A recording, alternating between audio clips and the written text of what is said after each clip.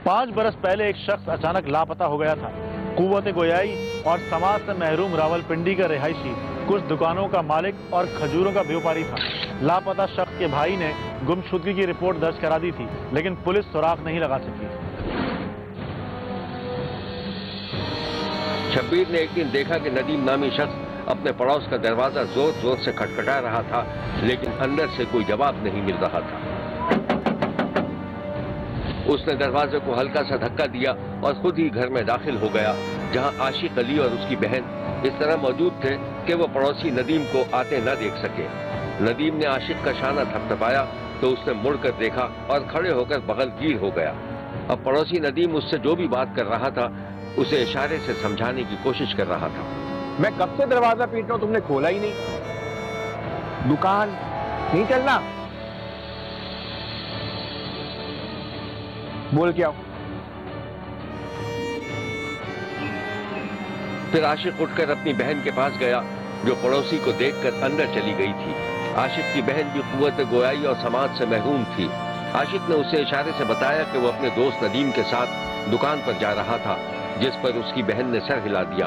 फिर नदीम और आशिक एक दूसरे की कमर में हाथ डाले घर से बाहर निकल आए, जहां आशिक की गाड़ी मौजूद थी।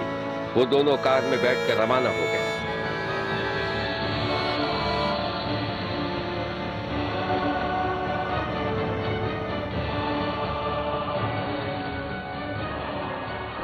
आशिक अली रावलपिंडी के इलाके मातली का रिहायशी था।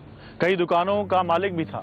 जायदाद से किराए के अलावा उसकी आमदनी खजूर की तिजारत से भी हो जाती थी। आशिक और उसकी बहन दोनों पैदाइशी तौर पर सुनने और बोलने की सलाहियत से महरूम थे और एक साथ रहते थे, जबकि बड़ा भाई अलग रहता था। नदीम दर्जी से आशिक की गहरी दोस्ती थी। एक दिन शब्बीर ने देखा कि आशिक की गूंगी बहन पड़ोसी का दरवाजा खटखटा रही थी। नदीम बाहर निकला तो आशिक की बहन कुछ परेशान सी दिखाई दी। नदीम ने तशवीश जाहिर की और उससे इशारों में पूछने लगा, बहन क्यों परेशान हो तुम? तुम्हारा भाई आशिक रात से घर नहीं आया, कहां गया?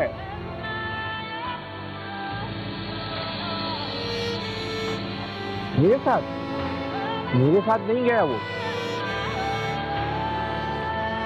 तुम परेशान ना हो, तुम अपने घर जाओ, मैं देख के आता हूं, ठीक है? तुम जाओ।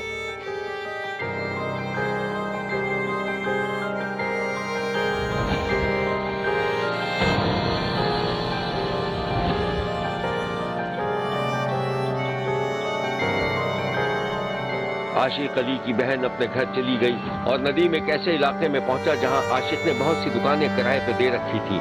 फिर वो एक दुकानदार से बात करने लगा। अस्सलाम वालेकुम। भाई आशिक भाई तो नहीं आते आपकी तरफ? नहीं यार, पता नहीं, 2 दिन से नजर ही नहीं है। अच्छा, शाहिद भाई से पूछता हूँ। अस्सलाम वालेकुम शाहिद भाई। वालेकुम सलाम, कैसे हैं? खैरियत है? बैठे।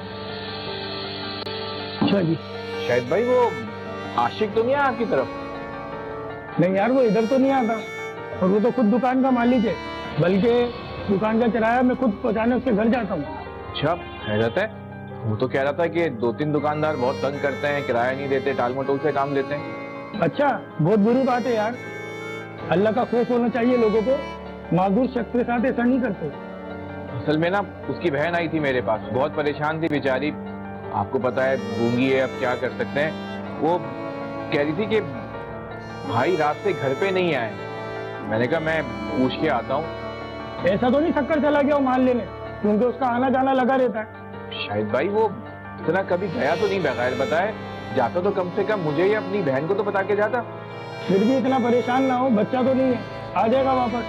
ठीक है, एक काम करें, वो आए तो मुझे फोन जरूर कर दीजिएगा।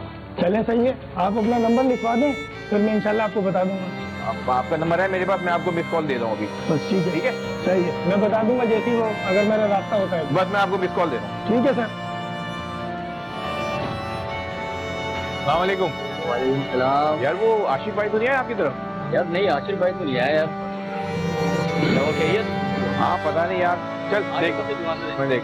और सब ठीक है ना? ये कोई 4-5 साल पुराना वाकया है। आशिक के बड़े भाई ने भाई की गुमशुदगी की रिपोर्ट दर्ज करवा दी थी, लेकिन पुलिस उसे ढूंढ नहीं सकी। आशिक का दोस्त, जो उसका पड़ोसी भी था, बहुत परेशान था क्योंकि उन दोनों की गहरी दोस्ती थी। इस दौरान नदीम अपने दोस्त की याद में खोया हुआ था। आशिक अक्सर नदीम की माली मदद किया करता था। शब्बीर ने देखा कि नदीम अपने दोस्त को इशारों की ज़बानी अपना मसला बता रहा था। तुम ठीक हो? मैं थोड़ा आशिक, मुझे 20,000 रुपए चाहिए। 2-3 महीने के लिए मैं तुम्हें वापस दे दूंगा। मुझे एक कमेटी देनी है।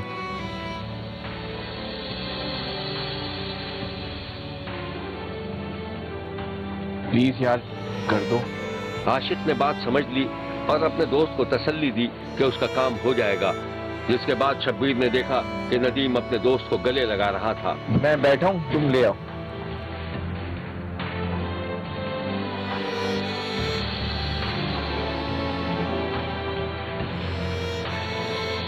फिर एक बार शब्बीर ने देखा कि वो दोनों दोस्त फलों की मार्केट में मौजूद थे और नदीम अपने दोस्त की तर्जुमानी कर रहा था। वो एक आड़ती के पास बैठे हुए थे।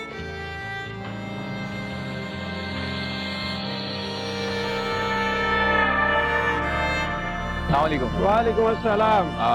बड़े साहब, हमें खजूर चाहिए A1 क्वालिटी की। ये अच्छी है? बहुत अच्छी खजूर है, एक से एक खजूर पड़ी है। आज ही माल आया, नया ट्रक आया पंजोर से। अच्छे से अच्छी क्वालिटी का माल है। कितना माल चाहिए बताओ आपको? और बेटा को चाय चाय पिलाए आपको? नहीं नहीं, चाय इंशाल्लाह फिर कभी पी लेंगे। एक काम करें आप, हमें माल जो है ना हमारी गाड़ी में लोड करवा दीजिए। जी जी, आप एड्रेस लिखवा दें, मैं आपको शाम तक माल पहुंच जाएगा। ठीक है, आप मुझे अपना नंबर दें, मैं आपको जी एड्रेस। जी जी, नंबर लिखे। जी बोलिए। 0300। मैं आपको अपना एड्रेस व्हाट्सएप कर देता जी जी बिल्कुल। हूँ। ये पैक कर दीजिएगा।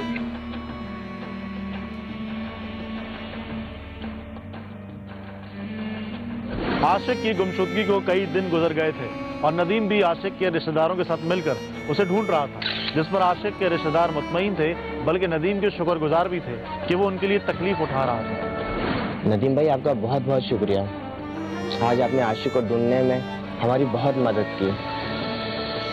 अरे भाई, इसमें शुक्रिया की क्या बात। आशिक सिर्फ आपका ही भाई नहीं था, बल्कि मेरा भी बहुत अच्छा दोस्त और भाइयों जैसा ही था। मैं जमीला बहन को काफी टाइम से ये बात समझाने की कोशिश कर रहा हूँ, मगर उनकी समझ में ही नहीं आ रहा। आशिक आखिरी दफा मेरे पास आया जरूर था, लेकिन वो उसके बाद कहाँ गया मुझे बिल्कुल भी नहीं पता।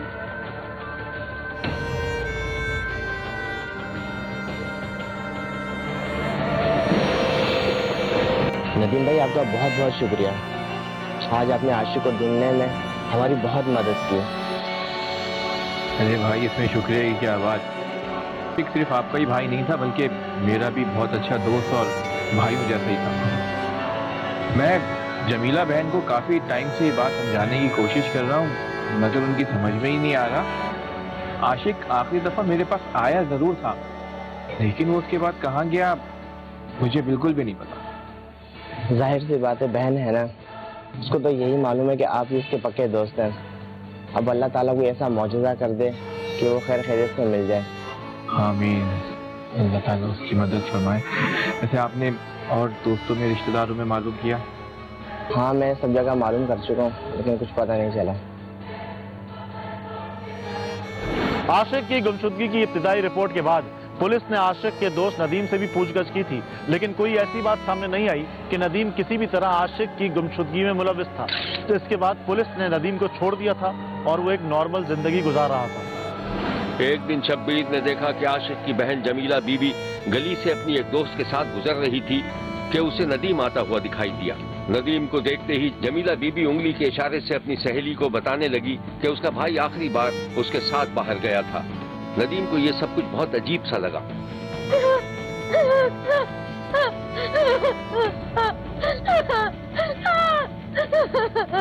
बहन, ये क्या कह रही है? भाई ये कह रही है इनका भाई आखिरी दफा आपके साथ गया था। अरे मैं तो जमीला बहन को समझा समझा के थक गया हूँ, कि समझ ही नहीं आ रहा। आप ही कुछ समझाइए ना इन्हें। मैं मानता हूँ आशिक आखिरी दफा मेरे पास जरूर आया था, लेकिन वो गया कहाँ मुझे कुछ नहीं पता। मैं तो खुद इनके भाई के साथ 4 महीने से उसे ढूंढ रहा हूँ। इस दौरान जमीला, जो कि गूंगी थी, मुसलसल नदीम को घूरे जा रही थी और फिर अपनी सहेली को गुस्से से खींचती हुई अपने साथ ले गई और फिर उस दौरान नदीम के चेहरे पर परेशानी के आसार उभरते देखे गए। आप प्लीज समझाइए इन्हें। गुमशुदा आशिक का अपने बाप की जायदाद में हिस्सा था और उसके और भाई नहीं थे। आशिक की तो शादी भी नहीं हुई थी। उससे ये इम्कान भी मौजूद था कि किसी ने आशिक का हिस्सा हड़प करने के लिए उसे अगवा करके खामोशी से मार दिया हो या किसी किराए के कातिल की खिदमत हासिल की गई हो। एक दिन शब्बीर ने देखा कि एक आंगन में कोई तन्हा शख्स खुदाई कर रहा था। अंधेरा इतना था कि उसकी सूरत साफ दिखाई नहीं दे रही थी। फिर उस शख्स ने गड्ढे से कुछ चीजें निकाली और उसे एक थैली में महफूज करके गड्ढे में मिट्टी डालना शुरू कर दी। शब्बीर ने बहुत कोशिश की कि उस शख्स का चेहरा नजर आ जाए, लेकिन ऐसा न हो सका। वाकई के 2 रोज के बाद मालूम हुआ कि किसी ने आशिक की गूंगी बहन को घर में घुसकर कत्ल कर दिया था। इस वाकई की रिपोर्ट दर्ज हुई। नदीम को एक बार फिर शामिल तफ्तीश किया गया, लेकिन इसके खिलाफ कोई सबूत नहीं मिल सका। 2017 में होने वाले वाकये को कई साल गुजर गए और फिर 2021 में एक अजीब और गरीब वाकया पेश आ गया। शब्बीर ने देखा कि एक पुराने मकान में तोड़ फोड़ हो रही थी और जेर जमीन तहखाने के लिए खुदाई की जा रही थी कि अचानक मजदूर का हाथ रुक गया।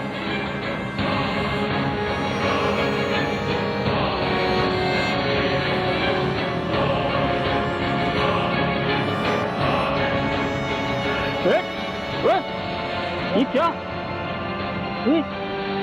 अरे होगी किसी जानवर की यार। ये जानवर की नहीं है से इंसान की लग रही है। मैंने क्या अपना प्लाट कब्रिस्तान पे ले लिया है क्या? ये मामला गंभीर है। पुलिस को फोन करो भाई फटाफट। पुलिस को फोन करता हूँ। Hello police station. जनाब मैंने एक प्लाट लिया था, मजदूर से खुदाई करवा रहा था, तो वहाँ पर एक हड्डी निकली आई है। मुझे लगता है एक इंसानी हड्डी है। जरा आप आए। मालिक मकान ने पुलिस को इत्तला दी।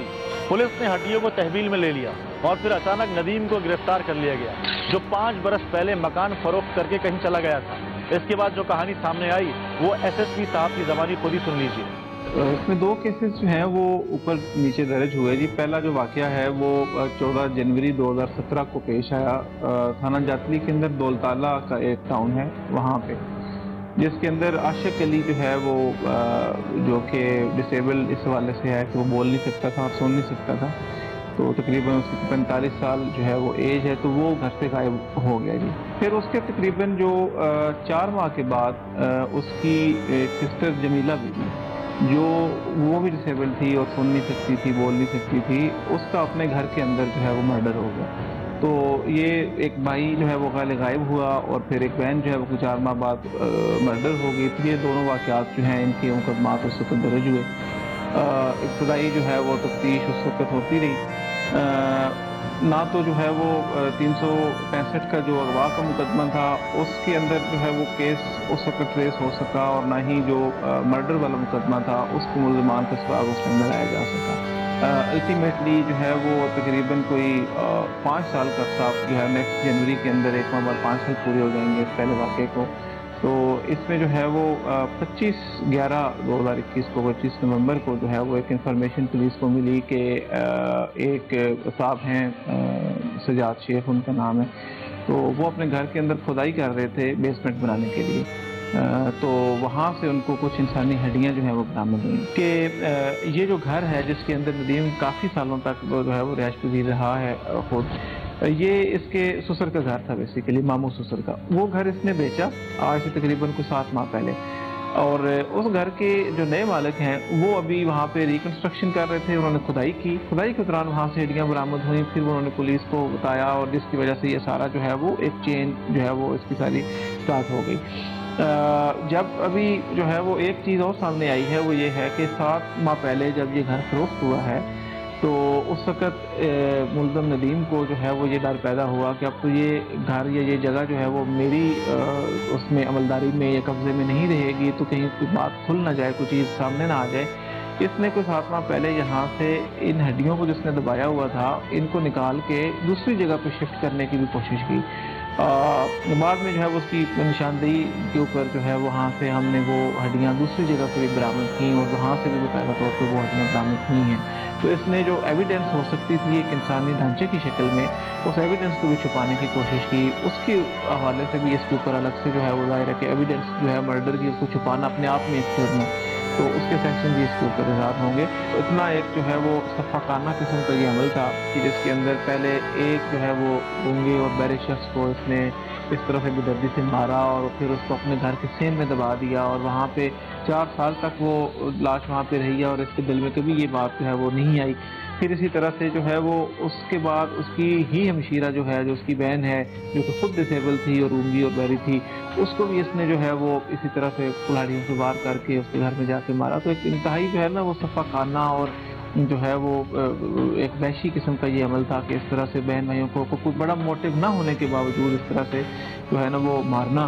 तो ये जो है वो कत्ल इस तरह के कभी भी छुपते नहीं हैं। वो जो है वो नाइंसाफ़ी जो है वो ज़्यादा अर्सा तक कायम नहीं रह सकती। हकीकत लाजमी तौर पे इन केसेस के अंदर सामने आती है, उसमें जो है वो चाहे जल्द हो या देर से हो, लेकिन जो है वो इस तरह के वाक़यात जो हैं उनकी हकीकत कभी न कभी ज़रूर खुलती है। नदीम मुलज़म जिस घर में रहता है वहाँ खुदाई के दौरान कुछ इंसानी बाक़ियात रिकवर होती हैं, जिस पर पुलिस इत्ला पाकर मौके पर जाती है।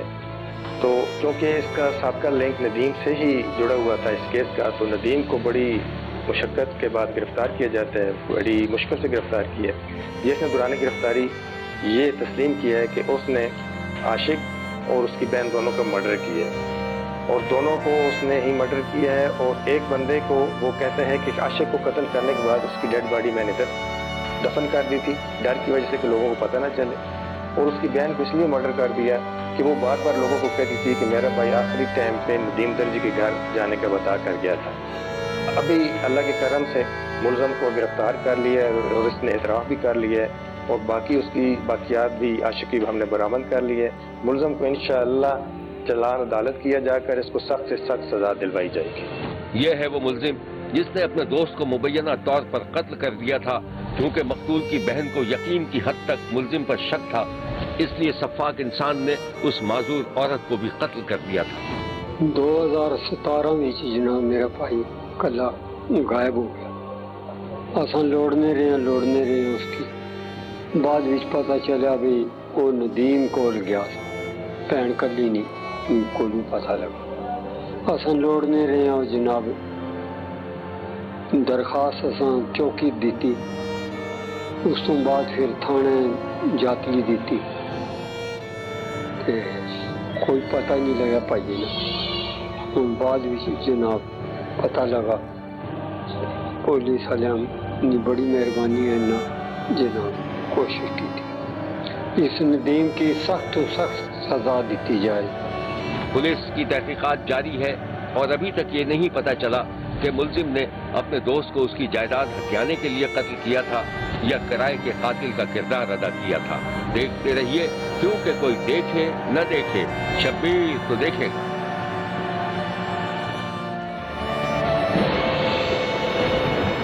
थर का शुमार पाकिस्तान के पसमानदा इलाकों में होता है। साल साल की खुशहाली की वजह से पीने के साफ पानी से लेकर छोटे छोटे वसाइल का फौकदान। इसी इलाके में कुछ खानदान ऐसे भी आबाद हैं जो सांप पकड़ते हैं, उनका तमाशा दिखाते हैं और अपना रिस्क कमाते हैं। ये खाना बदोश जोगी जिंदगी की हर सहूलत से महरूम है, लेकिन एक जोगी ऐसा भी है जिसने ऐसा कर दिखाया है कि शब्बीर को उसकी तरफ जाना पड़ा। आइए आप भी चलिए हमारे साथ। उस दिन मौसम बहुत सुहाना था, आसमान पर बादल थे और शब्बीर एक पुख्ता सड़क पर तेजी से सफर कर रहा था। सड़क के दोनों जानिब झाड़ियां और दरख्त दिखाई दे रहे थे और ट्रैफिक भी मामूल से कम था। शब्बीर की मंजिल हराजी संगम थी। मिट्टी से सड़क पर सफर करते हुए शब्बीर हराजी संगम के एक गांव में दाखिल हुआ जहां खेत लहलहा रहे थे। शायद बारिशों की वजह से इस इलाके में सब्जा दिखाई दे रहा था। इलाके में एक आध पुख्ता कमरे भी दिखाई दिए और फिर शब्बीर की नजर एक स्कूल पर पड़ी जो देखने में तो वीरान था, लेकिन फिर शब्बीर को बताया गया कि इस स्कूल में बच्चे तालीम हासिल करने के लिए आते हैं। गांव से होते हुए शब्बीर एक ऐसे मैदान में पहुंचा जहां खाना बदोशों के ठिकाने मौजूद थे। चादरों और सरकंडों की मदद से बनाए गए ये ठिकाने उन जोगियों के थे जो सांप पकड़ते थे, सांप पालते थे और इन सांपों का तमाशा दिखाकर अपनी रोटी कमाते थे। यह है वो मनाजिर जब शब्बीर हराजी संगम की तरफ जा रहा।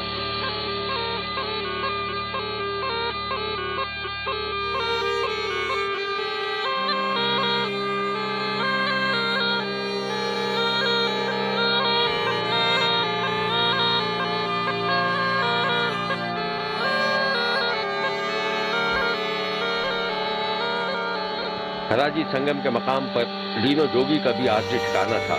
शब्बीर जब डीनो जोगी की तलाश में वहां पहुंचा, उसे किसी ने बताया कि जोगी सांप पकड़ने गया हुआ था। शब्बीर जोगी की तलाश में निकल खड़ा हुआ। शब्बीर ने देखा कि तपती दोपहर में डीनो जोगी रेत के एक टीले के पास बैठा बीन बजा रहा था। कुछ ही देर में शब्बीर ने देखा कि एक सांप रेत से निकलकर सामने आ गया और फिर जोगी ने उसे बड़ी महारत से पकड़ लिया। सांप पकड़ने के बाद जोगी ने उसे पटारी में बंद किया और फिर डीनो जोगी ने इधर उधर देखा, जहां एक 8-10 साल का बच्चा कुछ और बच्चों के साथ खेल रहा था। बच्चों के कपड़े बोसीदा थे और पांव में चप्पल तक नहीं। ए छोरा, इधर आ। जी अब्बा। अरे मैं तेरे को अपने साथ लेके आता हूँ कि अपने बाप का हाथ बटाए। तुझे क्या डर लगता है सांप से? नहीं अब्बा, मुझे डर नहीं लगता। है बात, जोगी का बेटा है बाबा, शाबाश। ये ले पकड़, चलो। हाँ। जोगी रेत के सहरा से निकल आया। फिर वो पैदल चलते चलते सड़क पर आ गए और वहां से गुजरने वाली एक गाड़ी से लिफ्ट ले ली, जिसने उन्हें मिट्टी शहर के चौराहे पर छोड़ दिया। चौराहे पर काफी चहल पहल थी, दुकानें थी, ट्रैफिक था। डीनो जोगी ने सड़क के एक कोने में बैठकर बीन बजानी शुरू कर दी। बीन की आवाज सुनकर कुछ स्कूल के बच्चे और बड़े जोगी के गिर्द खड़े होकर तमाशा देखने लगे। तमाशा दिखाने के बाद डीनो जोगी ने सांप को पटारी में बंद किया और कासा अपने बेटे बाबू जोगी के हाथ में थमा दिया, जो गोल दायरे में खड़े लोगों के सामने भीख के लिए कासा उनके आगे बढ़ाता रहा। अरे बाबा कुछ ख्याल करो, छोटे छोटे बच्चे, हम भी कुछ ले जाएगा, शाम को आटा ले जाएगा। जा बेटा जा। लोग हस्बे इस्तात कासे में सिक्के डालते रहे कि इस दौरान बाबू जोगी ने अपने हमउम्र एक तालिब इल्म को देखा, जो तमाशा देखकर पैसे दिए बगैर जाने के लिए मुड़ चुका था। बाबू की नजर उसके बस्ते पर जमी हुई थी कि बाप की आवाज ने उसे चौंका दिया। अरे छोरा, अरे देख सेठ क्या दे रहा है, देख। आदमी ने कासे में सिक्के डाल दिए। फिर मजमा छट गया और डीनो जोगी अपने बच्चों को लेकर रवाना हो गया। चलो बेटा ये पकड़। उस रोज मजमे में तालिब इल्म को देखकर खुद डीनो जोगी और उसके 8 साला बच्चे के दिल में अजीब सी ख्वाहिश पैदा हुई थी। शब्बीर ने देखा कि खाना बदोशों के ठिकाने के बाहर धूप में डीनो जोगी अकेला बैठा हुआ बीन बजा रहा था।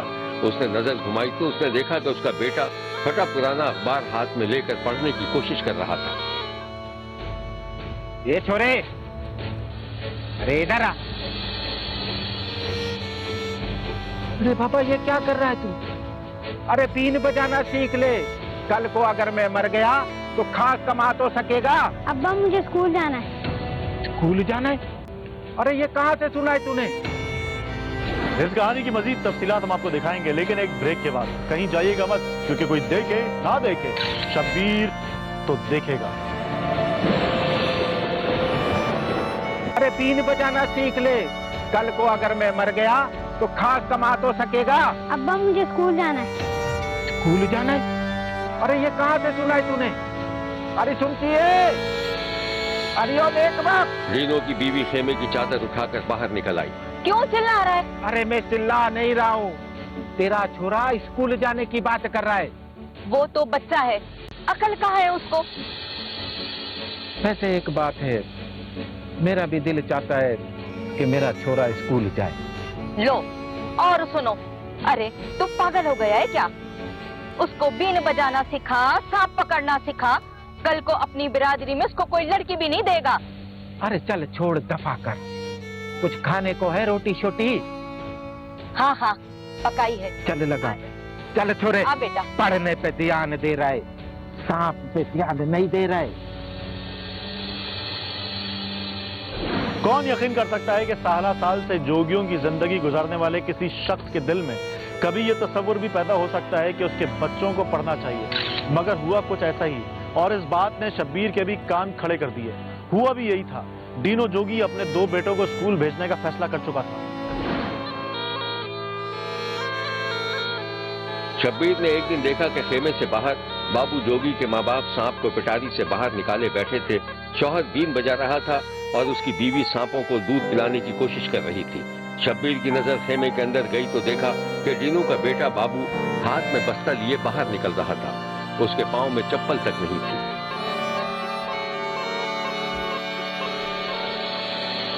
अब्बा मैं स्कूल जा रहा हूँ।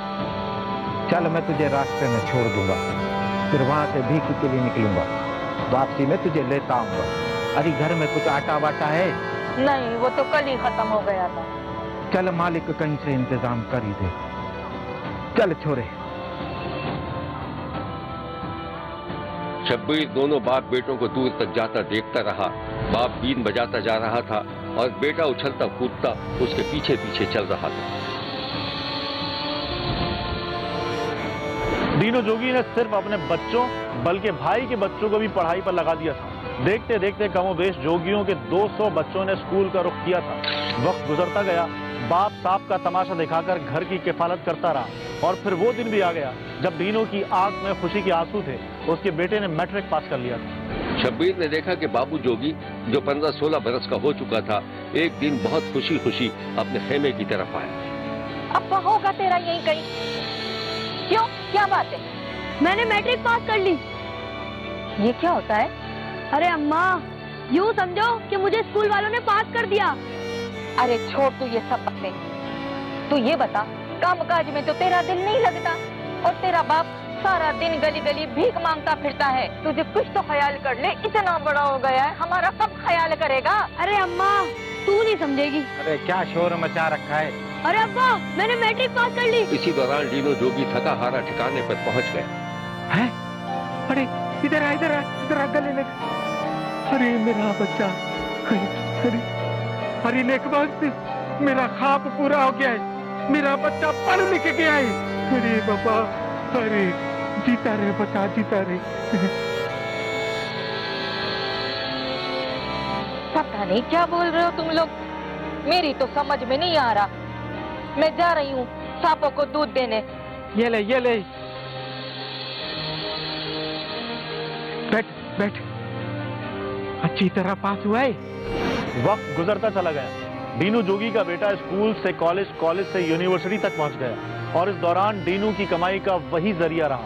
वो रोज सांपों की पिटारी लेकर निकल जाता और फकीरी से जो कुछ मिलता अपने बेटे के खर्चे के लिए भेजता।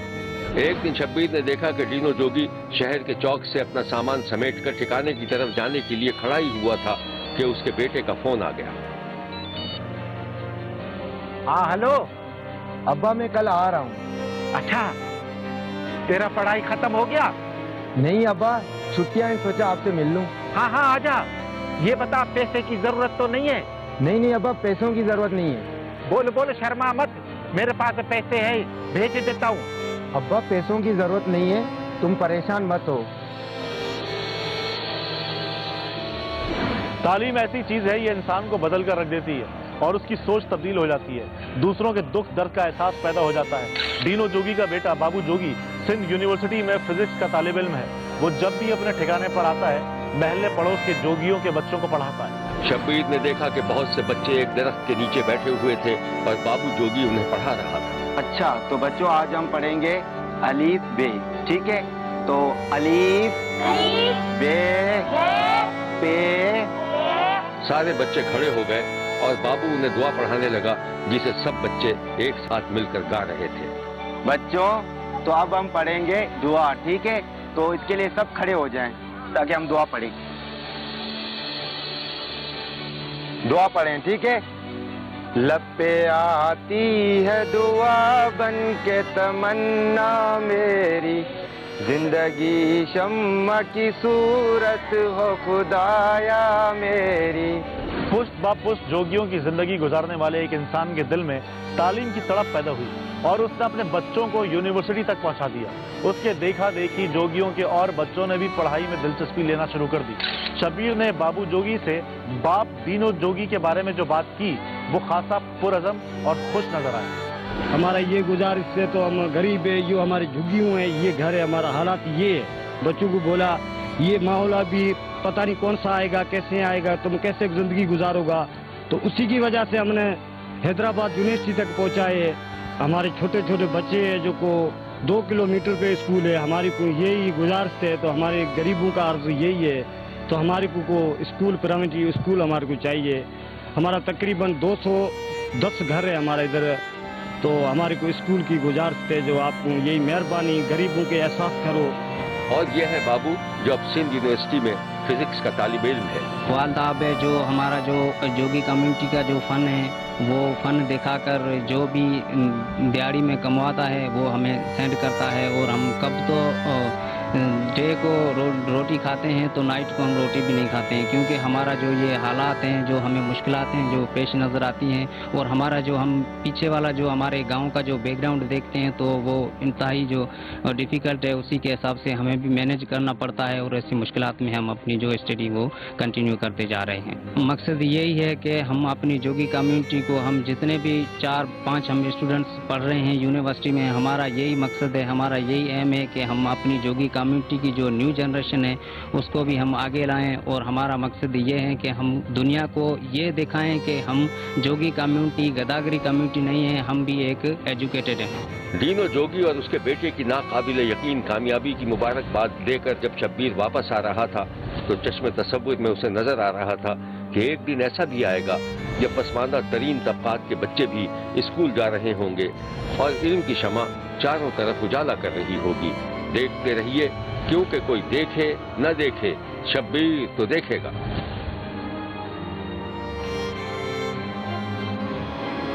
शब्बीर का कहना है कि वो देख रहा है और मुसलसल देखता रहेगा। मुल्क भर से मजीद कहानियों और उनकी तफसीलात के साथ फिर मुलाकात होगी। देखना ना भूलिएगा, क्योंकि कोई देखे ना देखे शब्बीर तो देखेगा।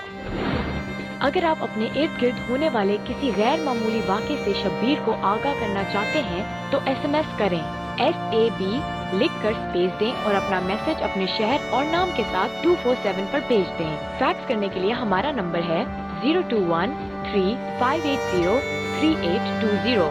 खत लिखने के लिए हमारा पता है 5 expressway of Korangi road, Karachi. Express news, Shabbir तो देखेगा।